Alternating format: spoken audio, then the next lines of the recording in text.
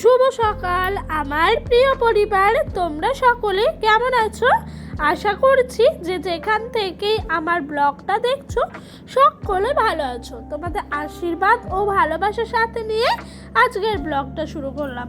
এখন বাজে ঘড়ির কাঁটায় ঠিক সকাল 9টা মতো। ঘুমের থেকে উঠে কিন্তু সংসারের সমস্ত আশেপাশে কাজকর্ম সেরে নিয়েছি। তারপরে না সোজা চলে এসেছি এদিকে বিছানাটা গুছাতে। আর এখন জানো তো সকাল হলেই এত গরম লাগছে, কি বলবো তোমাদেরকে, বলে বোঝানোর মতো নয়। তাই কিন্তু একটু সকাল সকাল উঠে সংসারের সমস্ত আশিবাসি কাজকর্ম সেরে সোজা চলে আসলাম ঘরটা গুছাতে। আর ডোডো না এখন এত দুষ্টু করে, খেলনাগুলো দেখেছো সব খাটের মধ্যে এনে রেখে দেয়। তো ওকে কি অভ্যাস হয়েছে জানো বন্ধুরা, রাতের বেলা সমস্ত খেলনা নিয়ে নিজের কাছে ঘুমাবে। কি আর করা যাবে, ছোট বাচ্চা যা করবে সেটাই তো কি মেনে নিতে হবে, তাই না বলো আমাদেরকে? তো তোমাদের সঙ্গে গল্প করতে করতে এদিক দিয়ে কিন্তু আমার বিছানা তোলাও হয়ে গেল। তারপরে এদিকে সোজা চলে এসেছি রান্না করব। তো রান্না বলতে সকালে জানো তো এই কাঠের জালেই চা করে নিয়েছিলাম। কিছুদিন হলো আমাদের তো গ্যাস শেষ হয়ে গেছে, এখনও অবধি গ্যাস নেওয়া হয়নি, সেই কারণে কিন্তু চাটা কাঠের জালেই করেছি। তাই কড়াইটাও দেখেছো কেমন লাল হয়ে রয়েছে। লিকার চা তো, লিকার চায়ের একটা কষ থাকে, সেই কষটার জন্যই মনে হয় এরকমটা হয়েছে। তো আর কি, এদিকে চলে এসেছি উচ্ছে আলু ভাজা করব, সকালে রান্না করব। আর এখন এত গরম পড়েছে, কেউ সেরকমভাবে তরকারি খেতে চাইছে না। তাই ভাবছি যেটুকু না হলে নয় সেটুকু করব। তাই সকালে তো একবার রান্না করি, আবার দুপুরে করি, সেই জন্য সকালে হালকা পাতলা করছি উচ্ছে আলুর তরকারি আর করব ভাত। তো ভাতটা তো হয়ে গেছে, নিয়ে ঘরে রেখে এসেছি। আর উনানটা জানো তো এত প্রেশার পড়ছে, তার জন্য উনানের মানে মুখটা ভেঙে গেছে। কি আর করব, রান্না বান্না শেষ করে উনানটা আজকে একটু ঠিক করব, না হলে এই উনানটা ভাঙতে ভাঙতে পুরোটাই একসময় ভেঙে যাবে। আর আমি জানো তো উনান বানাতে পারি না, কিন্তু উনান তোমার ঠিকঠাক করতে মোটামুটি এখন শিখেছি। আর এই দেখো এদিকে আমার স্বপ্নের জিনিস একটা ভার, মানে এই জিনিসটাই আমি তিলে তিলে যখন যেরকম হয় পারি সেরকমভাবে টাকা জমাই। তো এই জিনিসটার মধ্যে পুরো টাকাটা জমলে একটা হয়তো কিছু করার ইচ্ছা আছে। তো আর কি, দিন আনা দিন খাওয়া সংসারে এভাবেই বুঝে শুনে চালালে কিন্তু একটু হলেও অল্প টাকাও জমানো যায়। তো জানো তো ডোডোর পাপার রোজকার কাজ, রোজকার আমাদের সমস্ত কিছু। তাই আমি না একটু বুঝে শুনে চালানোর চেষ্টা করি সংসারটা, যেদিন যেরকম হয় সেদিন সেরকমই আমরা খাওয়ার চেষ্টা করি। আর এদিক দিয়ে এসছি মশলা বাটতে, আদা আর জিরে বাটা। আজকে সেরকমভাবে রান্নার চাপ নেই, কেন বলো তো, একটু বেলা হলেই না এক জায়গায় নিমন্ত্রণ আছে, যাব। তো সকালে এটা রাতে রান্না করে রেখে দিচ্ছি, গ্যাস নেই তো, ছোট ছেলে নিয়ে এই মানে গরমের সময় করাটা অনেকটা রিস্ক হয়ে যাবে। তাই দুপুরের মধ্যে রাতের রান্নাটাও সেরে রেখে দিচ্ছি। আর ডোডো ওই দিক দিয়ে গেছে একটু খেলা করতে, তো ওকেও নিয়ে একটু রান্না করাটা এখন একটু কষ্টের হয়ে যাচ্ছে। কেন বলো তো, গরম উনুন তো, দাও দাও করে উনুন জ্বলে ওঠা, ছোট বাচ্চা এলে পরে একটু ভয় আছে, সেই কারণেই কিন্তু একটু ওকে সামলে সামলে রান্নাগুলো সেরে নিচ্ছি।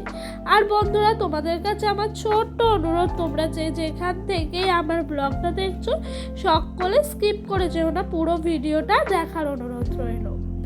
আর বন্ধুরা তোমাদের সঙ্গে কথা বলতে বলতে ওই দিক দিয়ে জানো তো আমার পুরো মশলা বাটা রান্না করা কড়াই মাজা হয়ে গেছে, শুধু ভাতটা বসিয়ে দিয়ে এদিকে এসছি মশলার কৌটোগুলো ধোবো। এত নোংরা হয়েছে আর সময় পেয়ে উঠি না, সেই জন্য মশলার কৌটোগুলোও ধোয়া হয় না। তো আজকে যেন ওই রান্নার শেষ হলো তরকারি, আর এদিকে দেখছি জল আছে, তার জন্য ওই জলের মধ্যে একটু সার্ফ দিয়ে বেশি করে তোমার কৌটোগুলো ভিজিয়ে রেখে দিয়েছিলাম, যাতে একটু পরে স্কচ ব্রাইট দিয়ে ডলে দিলে উঠে যাবে। আর সত্যি কথা বলতে সেই রকমই হয়েছে, একটু স্কচ ব্রাইট দিয়ে শুধু ঘষে দিচ্ছি আর ময়লাগুলো কি সুন্দর উঠে যাচ্ছে। আর জিনিস যত পরিষ্কার পরিচ্ছন্ন থাকবে ততই ভাল লাগে। আর এদিক দিয়ে ডোডোও চলে এসছে, ওর না একটু বেলা হয়ে গেছে তো ঘুম পেয়ে গেছে। কি আর করব, ওকে বললাম একটু ঠাম্মা দাদুর কাছে যা, কিছু খাবার থাকলে খাগা, মানে মেলায় গেছিলাম তো জিলিপি এনেছিলাম, তারপর তোমার গজা নিমকি সমস্ত কিছুই আনা হয়েছিল মোটামুটি। তো ওকে ওই খাবারটা দিয়ে পাঠালাম। আর এই দিক দিয়ে আমি বাসন মানে এগুলো মশলার কৌটোগুলো পরিষ্কার করছি, আর শ্বশুরমশাই শাশুড়ি মায়ের লেগেছে একটা কেলেঙ্কারি কাণ্ড। তো সেটা দিয়ে আমি একটু হাসি ঠাট্টা করছিলাম নিজেই, আর বসে বসে সমস্ত কাজগুলো গুছিয়ে নিচ্ছিলাম। তো জানো তো বন্ধুরা, তোমরা যারা আমার ভিডিওটা এখনও অবধি দেখছো, তোমাদের কাছে আমার হাত জোর করে ছোট্ট অনুরোধ, স্কিপ করে যেও না, পুরো ভিডিওটা দেখে যেও। আর ওই দিক দিয়ে মশলার মৌটো পরিষ্কার হয়ে গেল, আর এই দিক দিয়ে কিন্তু আমার রান্নাও হয়ে গেছে। মানে ভাতটা দেখেছো, মানে জলটা ফুটেছিল, আর আমি চলে গেছিলাম ওই দিকে পরিষ্কার পরিচ্ছন্ন করতে তো কৌটোগুলো। আর এদিকে দেখি ভাতটা কি সুন্দরভাবে হয়ে গেছে। কেন বলো তো, উনুনের ভেতরে যে আঙারটা থাকে না, সে আঙারে কিন্তু ভাতটা হয়ে গেছে। আর এই রকম ভাত খেতে আমার ভীষণ ভালো লাগে, যেন এই ভাতগুলো না শক্ত না নরম হয়। এরই মধ্যে স্নান, খাওয়া দাওয়া সমস্ত কিছু কমপ্লিট হয়ে গেছে। খাওয়া বলতে ওই যে সকালের খাওয়া দাওয়ার পরে একটু বসেছিলাম। তো ডোডোর বাবা বাজার থেকে এলো, একটা মাজার বোতল নিয়ে এলো। এই শুরু হলো, গরম পড়েছে, আর মানে রোজ না হলেও মোটামুটি দোকান কাজের থেকে আসবে, কিছু না কিছু হলেও আনবে। আর এই দেখো পিছনে আমার বরমশাই আর আমি একদম বেরিয়ে পড়েছি যাব খেতে।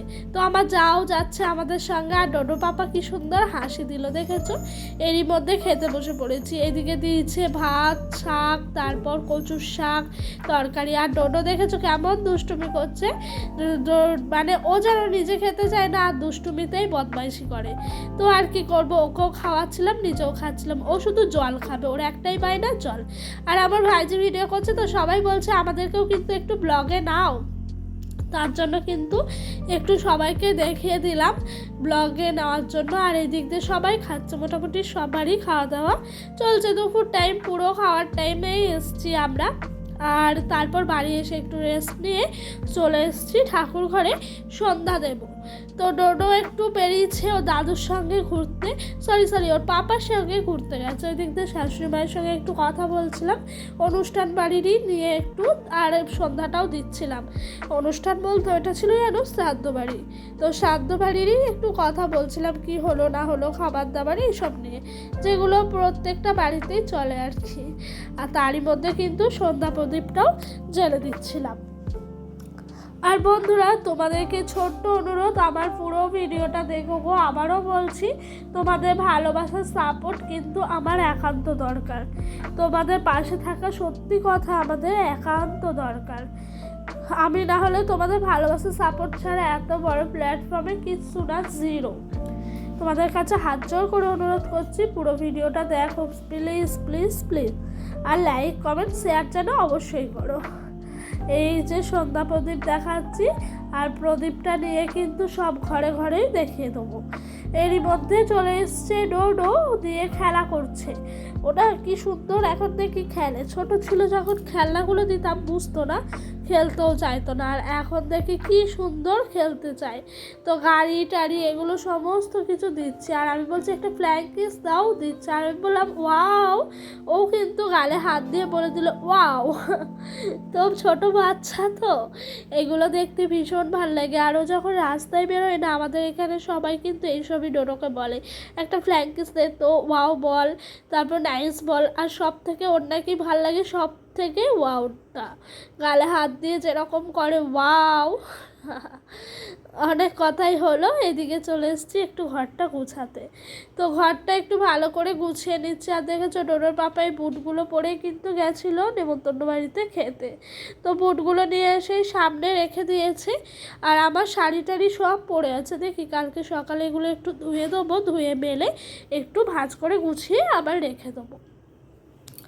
আর এদিক দিয়ে লন্ডভন্ড করা আছে সব। ডোডো এখন কি করে বলো তো, দুষ্টুমি করে তো, মানে সমস্ত কিছু টেনে বের করে দেয়। এসব করার জন্যই কিন্তু এইগুলো উল্টো পাল্টা করে রাখা আছে, আর এগুলো সব সময় গুছিয়ে রাখারই আমি চেষ্টা করি, জানো তো। আমার না একদম অগোছানো ঘর পছন্দ নয়। মনে হয় যত গুছিয়ে গুছিয়ে সুন্দর করে পরিপাটি করে রাখবো, ততই যেন ঘরটারও সৌন্দর্য লাগবে, আর আমারও ভাল লাগে। তো বন্ধুরা, এই ভিডিওটা এখন শেষ পর্যায়ে চলে এসছে। তোমরা সকলে ভালো থেকো, সুস্থ থেকো, নিজেদের শরীরের খেয়াল রেখো, আর সকলকে ভালো রেখো। বন্ধুরা, ভিডিওটা না এখানেই শেষ করছি। তোমাদের যদি ভালো লাগে আবারও বলছি আমাকে অনেক অনেক ভালোবাসা দিও, আর তোমরাও সবাই ভালো থেকো। তো আজকের মতো এই পর্যন্তই শেষ করলাম, দেখা হবে কোনো একটা ব্লগে। তো বাই, সবাই সুস্থ থেকো, নিজেদের শরীরের কেয়ার রেখো, সবাই ভালো থেকো।